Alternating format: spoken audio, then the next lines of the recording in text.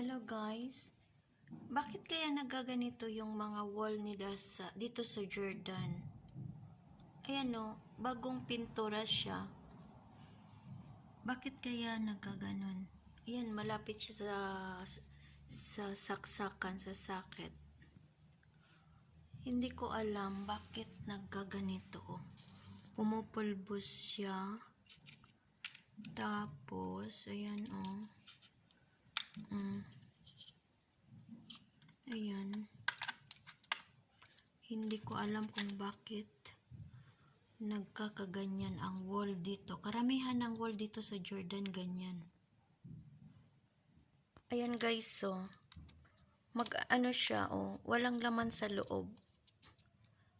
Yung loob niya durog-durog na. Ang ganyan dito. Ko alam kung bakit. Yan, karamihan na dito ganyan, wall. Tapos nagbibitak-bitak siya. Sa Pilipinas hindi naman ganito eh. Ayan Ayan. Kakatakot no? Ayan, papunta siya dyan. Pataas.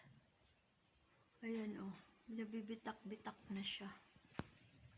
Ang ganyan dyan. Basta lahat ng gilid bumibitak. Tapos ayan yung wall niya Ayan nabibitak-bitak yung wall. Ito din, dito din may lapit din sa saksakan. Nakakatakot kasi malapit siya sa mga saksakan. Basta lahat ng pababa niya ay ganyan Ito guys malapit na rin siya. Bagong pintura siya. Ayan. Ayan. Mga durog-durog sa loob. Dito naman guys, malapit siya sa bintana. Ayan. Tingnan nyo guys. Tingnan nyo. Ganyan siya bumubuka. Bakit kaya?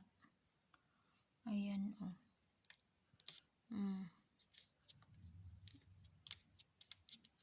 Hindi ko alam kung bakit nagkakaganyan. Ayan ang mga wall niya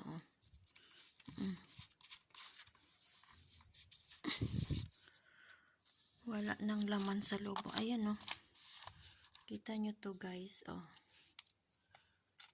ayan, walang mga laman yan sa loob. Ayan guys. Hanggang doon guys ano kayang nangyayari dyan? Bakit ganon? Ito na guys may tubig siguro sa loob. Siguro yung wall nila di masyadong nako-close. Pag umuulan pumapasok yung tubig sa loob. Bihira naman umulan dito guys. Ayan siya guys Ayan bagong pintura to, pero hindi naman taon, kumbaga taon.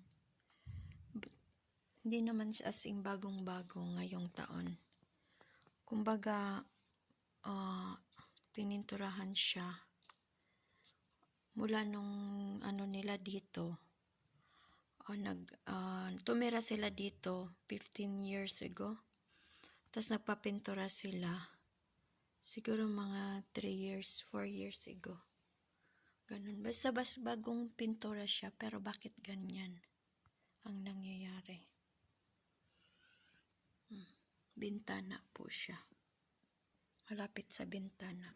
Bihira umulan dito guys Bihirang-bihira umulan. Ayan. Ngayong taon hindi pa umulan. Umulan siya pero konti lang. Hindi kagaya sa Pilipinas laging umuulan. Ayan guys.